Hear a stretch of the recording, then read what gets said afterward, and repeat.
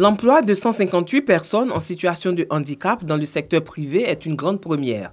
Une nouvelle qui a réjoui les handicapés, toutes catégories confondues. Les sourds, les aveugles, les bègues, les albinos, les nez, les sourds-muets, les handicapés intellectuels et tout type d'handicap en Côte d'Ivoire. Saluons la décision du président de la République et du gouvernement d'instaurer formellement un quota d'embauche au profit des travailleurs en situation de handicap dans le secteur privé. Pour les handicapés de petite taille, les albinos, les handicapés moteurs et sensoriels, cette décision de haute portée sociale va sans nul doute permettre de résoudre le problème de l'employabilité des personnes handicapées en Côte d'Ivoire. En ce qui concerne les personnes albinos, lors du précédent recrutement, il y a eu 11 personnes qui ont été recrutées.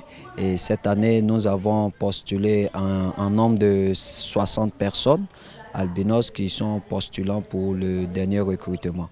Ça vient apporter un ouf de soulagement, permettre à la personne handicapée de pouvoir vraiment sortir de cette barrière-là qui est posée par notre entourage. Il y a un logiciel qu'on introduit dans l'ordinateur qu'on appelle le JAWS qui permet aux non-voyants d'utiliser l'outil informatique comme tous.